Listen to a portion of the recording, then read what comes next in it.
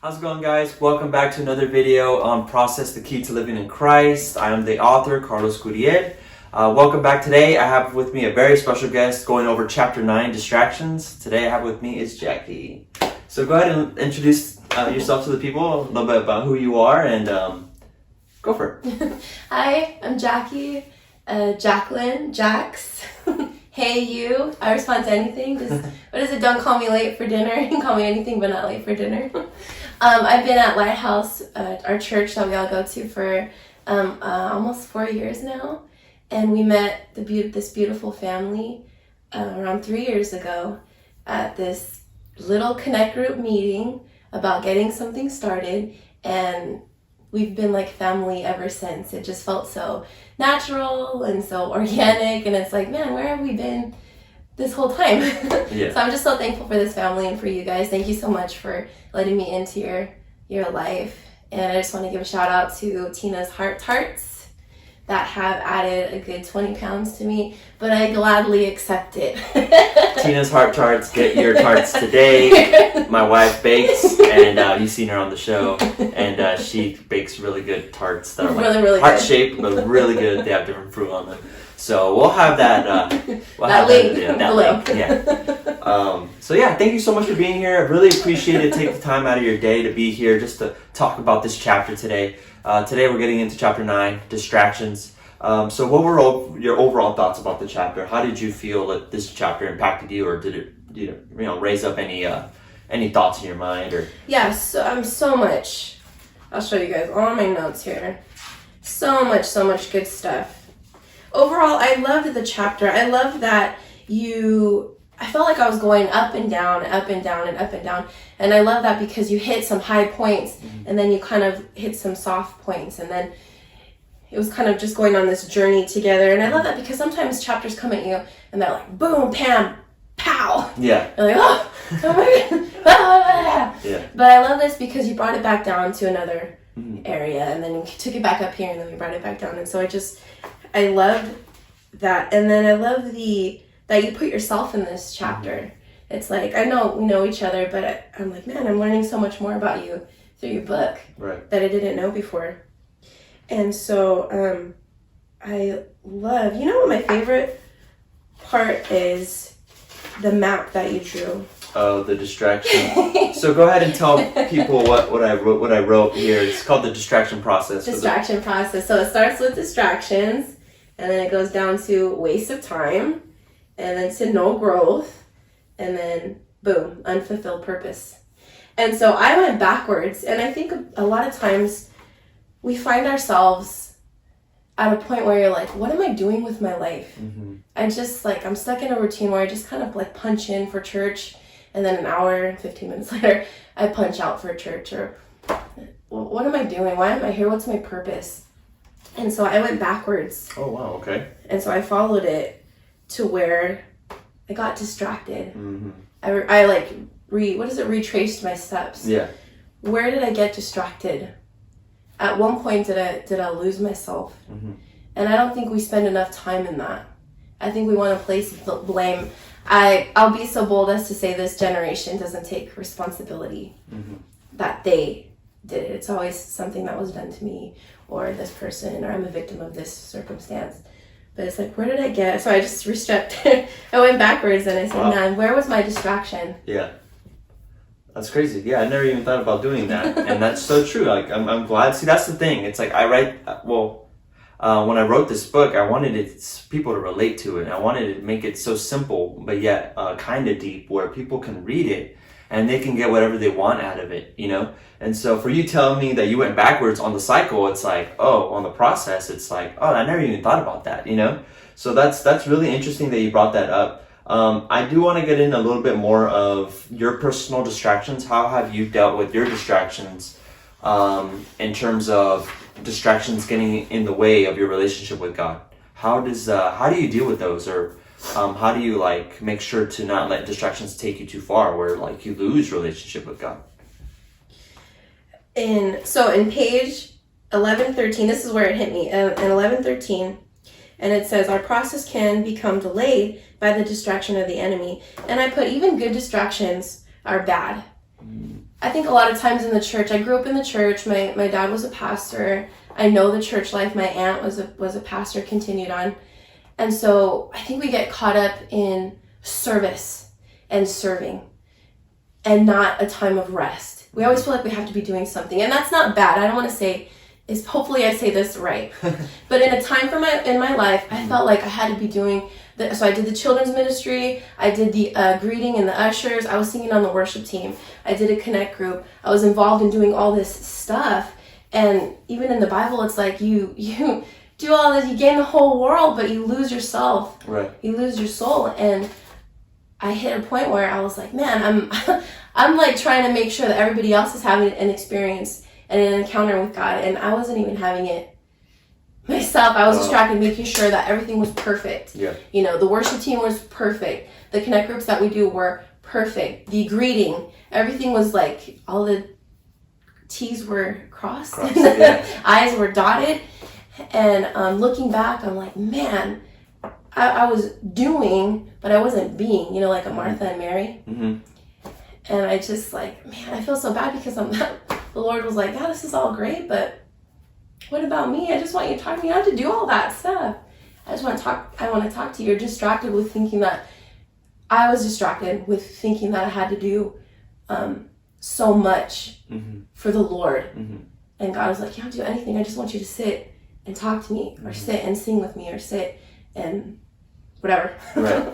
And I think once you get involved in church, it can be exciting, but at the same time, you know, that what you're talking about, it could happen. You know, I personally been there where it's like you just serve so much that you do need a break. You know, you do need time to rest. You do need time with your family. You do need time to take that time to rest, relax, not push yourself too much. Because I think what ends up happening for a lot of people that serve way too much is that you feel like it doesn't become satisfactory anymore. It becomes routine, and I think that's important that we separate those things, because if it becomes too routine, then it's just like it becomes whatever. And I don't want to be serving God as whatever. You know what I mean? I don't want it to be whatever. I want it to have purpose. I want to have my heart in it, not because I have to, because I want to, right? And so that's an interesting point that you brought up, because definitely it's important to have rest, and I like how you said the good distractions, they could also be bad as well. And I mean, for all of those people that, you know, watch too much Netflix and, you know, all that, I mean, you know, it's okay to watch Netflix, right? It's okay to take a break. It's okay to relax. But it gets to the point at what cost of where you lose your relationship with God, where you're no longer reading your Bible, where you're no longer praying, where you're no longer, you used to be on fire for God, right? You used to have that passion when you, if you've barely got into having a relationship with Jesus and you just got baptized, it's like, I remember when I just got baptized, I just had that fire, right? You're like, passion. I'm gonna, you know, change the world, right? And then like months later, it kind of started to die down. And it's not because God wasn't in me. It was because I started to get comfortable. I started to get, you know, complacent. And I think it's important to, like you said, know that it's important to serve, but as well as getting your rest, taking time away from those distractions to spend time with God. And I kind of get into that a little bit in the book as well, where you kind of have to get uncomfortable with, you gotta have to get comfortable with being uncomfortable. I think I said that in the book. So being comfortable with being uncomfortable. And what I was trying to say from there was, it's important to try new things, right? It's important to not let your distractions just keep you complacent. Growth and comfort can't coexist. Right, yeah. Do not coexist. Do not coexist, yeah. If you're growing, it's gonna hurt. It's gonna be difficult. It's gonna cause change. And definitely your distractions can keep you in a place where you're complacent, where you feel comfortable, because it's where you go to escape. It's where you go to relax. It's where you go. And that's okay. Again, that's fine. But at what cost of where you're losing your relationship with God? And so another question I have for you from reading the chapter is, growing up, when you first started with God, did you ever feel like there were too many distractions that you were dealing with, where it's like, I have to put God second, and I have to do these things first? Like, is there anything like that? Or how did you deal with distractions growing up where you started your relationship with God? Matt, can I do it now? Yeah, yeah, that's fine. Yeah, Right. I'm doing that right now, actually, because I'm trying to work full time, and anytime they offer overtime, I'm like, yeah, I'll take it, just to try and help support my husband so the weight doesn't fall on him. I have 3 kids. You know, I'm involved in the church, and so now we're juggling. I'm married. I'm married. Yeah. We're juggling all these things. You know, I have my aunt who's sick, and so it's like we're dealing with all these things. Now I'm juggling all these things, and Wow. so it's really easy to get distracted Definitely. and yeah, to I say, can you know imagine. what, I think I'll just change my work schedule and not go to church. That happened last week, where I'll be working Saturdays, and so I'm not gonna be able to go to church. So I'd have to pull off from the worship team or pull off for greeting or whatever it is. And you really have to be with distractions. I was trying to think, what's the opposite of it? Like, how do you beat it? And it's being intentional and saying, you know what, I have to just stick to my guns and say, I can only work from this time to this time. We're going to make it. You know, it's like I'm trying to put my faith in the work. Like, we need the money. The money's going to help us. And not in God, that God will provide. And it's from God who gives us that. Or, you know, to be intentional with spending time with my children and spending time with my husband. We need to really be intentional with our time. And then above all of that, you know, your husband, your children, you got the umbrella. God is always at the top. So to be intentional to say, you know what, Lord, I'm going to wake up in the morning, you know, 7 a.m. or whatever, and I'm going to read. We're going to spend some time together. And then at night, we're going to pray together. And then whatever it is that you want to work out with God. But that's kind of what I'm going through right now, as I feel a lot of people are too. Yeah. That we're trying to juggle, and then we're going to get distracted with, oh, I got to do this and I got to do that. Now the guilt sets in, and you're like, oh, I just feel bad if I don't do this, and I feel bad if I don't do that. And it's like, where's your attention? Where's your focus? Because I feel like our focus shifts from here. When it's here, we got baptized, we're on fire, it's here, and then it slowly starts to go down. Yeah, something comes in, something else happens, something else. Yeah, definitely. Yeah, I completely agree. It's our intentions, and that talks about another chapter in the book as well. But to get into what you said right now, where you have to be able to be decisive with what you're doing, right? Your time, you know, there's a lot of things you can get back, but time is not one of them, right? Like time waits for no one. Like no matter what happens, you're going to age, you're going to get older, right? And so that time that we have, how we use it is crucial. Yeah. You know, whether you're trying to achieve a goal, whether you're trying to, you know, further your process with God, like however you use your time, it says a lot about yourself, because if you're using it too much for distractions, then like I said, with the process, it's like, well, then you don't grow, right? If you're not using your time to grow, then you get an unfulfilled purpose. And I really feel like a lot of the time right now, it's easy to get distracted, especially with COVID, everything that happened with COVID, everyone. It was a nice way in terms of taking a break, I felt. Because it kind of brought me back down to earth, and it made me realize what was more important, like my family. You know, COVID did do a lot of damage, but it also brought to light a lot of things. And I think one of the things it brought light to was understanding the importance of family, but also understanding the importance of where you put your time. You know, where you put your time is really important. And I also wanted to get into one last thing in the book was, when I talk about distractions, I wanted to make it personal, where I like you said, I put myself in the book. Throughout the book, I tried to put myself, parts of my life in the book. And I personally was like super addicted to like video games, and that was a huge distraction for me growing up. And I think a lot of kids are, you know, it's just kind of one of those things that kids just love to do is video games. And adults. And so I think for video games, for me personally, was a way to escape, a way to find purpose. It was a way for me to find purpose, to feel like I belonged.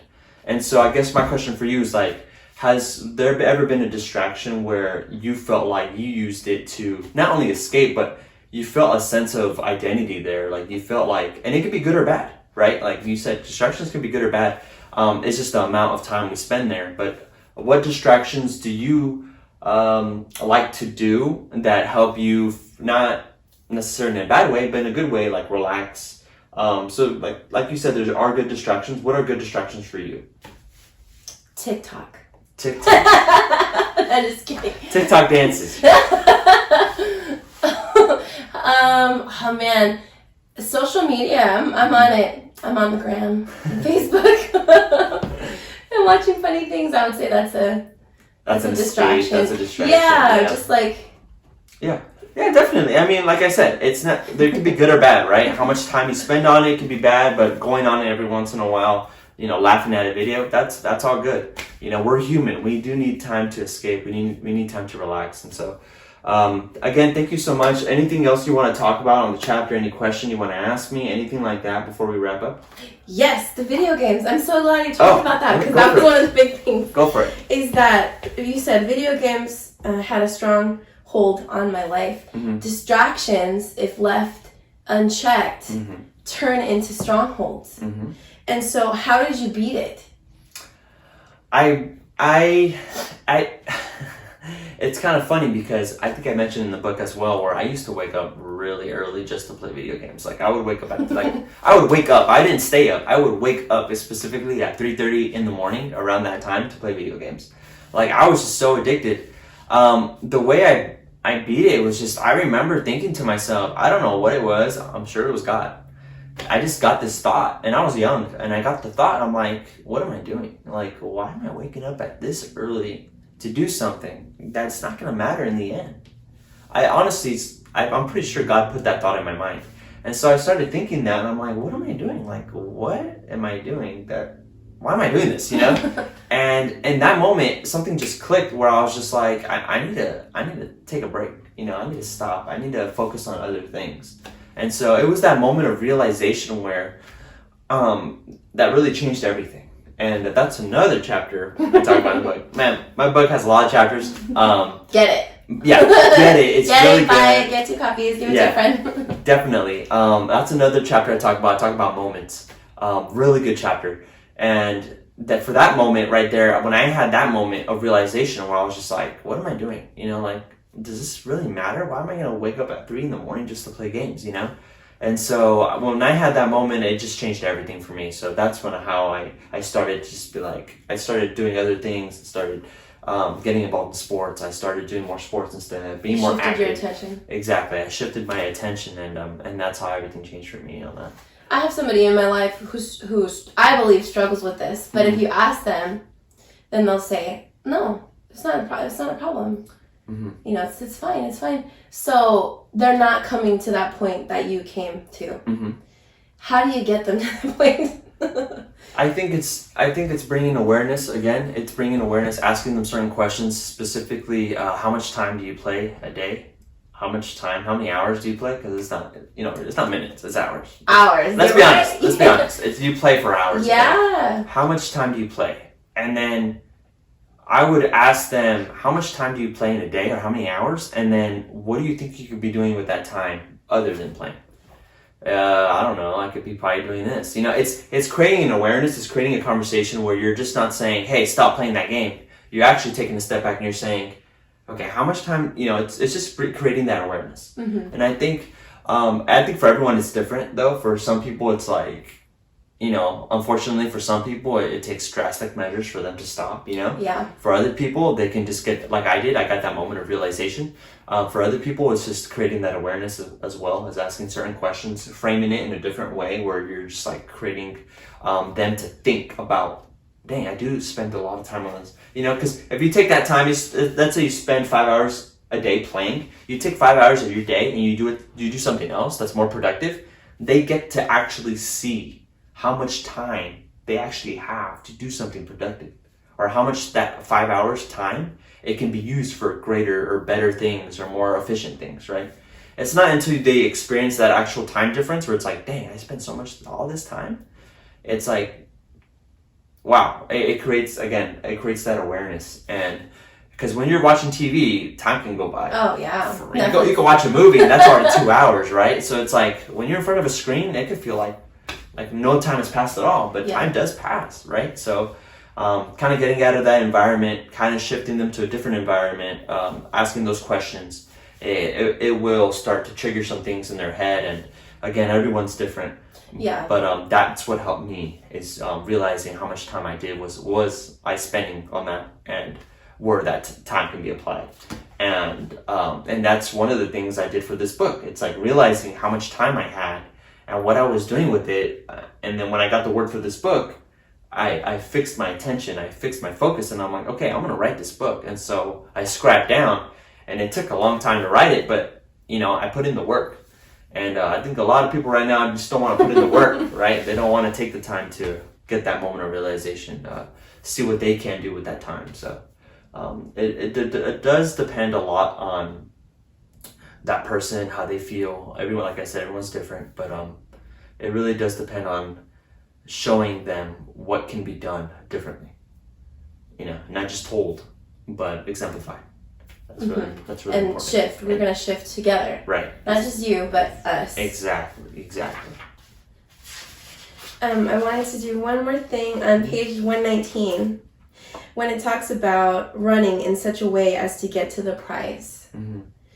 It's at the bottom of the page.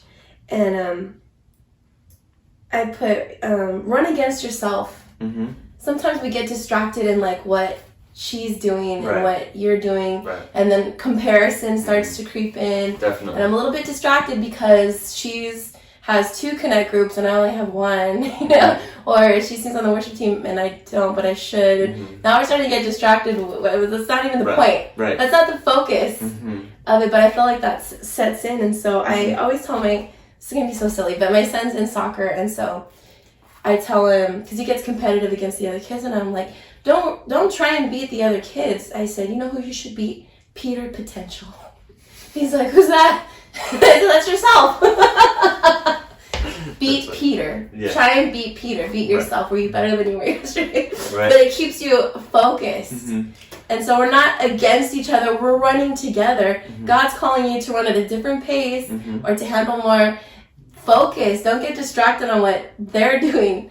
Focus and stay intentional about running your race to get to the prize. Definitely. That is so good. Definitely focus on your own race, guys. I mean, in terms of distractions, comparison is a huge distraction because you start to feel worse. If anything, you start to feel worse about yourself because you're not doing as much as so-and-so, or you don't look like so-and-so, or you don't have a Instagram page like so, right? You can compare yourself about anything.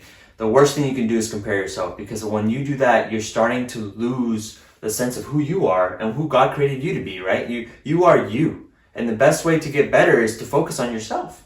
And if we're not doing that, if we're comparing ourselves, focusing on other people, just like you said, you're distracted and you're not going to grow, right? You don't feel, and even if you keep comparing yourself and you do grow, you're not going to notice it because you're so focused on what everyone else is doing that you don't even realize the growth you're going through, right? The growth that's happening in your life, the active growth. And so that was a perfect point. Do not compare yourself. That is one huge distraction. And it in my book, it kind of goes full circle because I start with chapter 1, which is I talk about identity.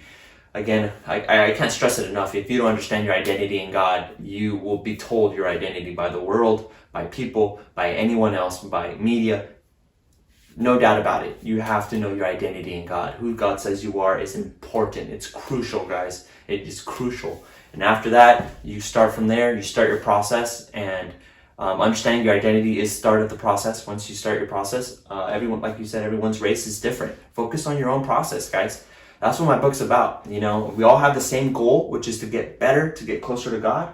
But our process is all different. Everyone's journey is different, but the goal of the journey is the same. And so thank you so much for being on the show today. And thank you so much for everything, for reading the book, for buying it. Go ahead and get your copy. The link is going to be in the description. Drop on the comments for this chapter as well, for this video. What are distractions you deal with? What are distractions that you are facing? How have you compared yourself? How does that feel? When did you realize you needed to stop comparing yourself? All those things, guys, we want to hear about it in the comments. We want to know what process you're on. If you've read the book, what's your favorite chapter? All that stuff, guys. Go ahead and drop it in the comments. And thank you so much for watching, and have a good day.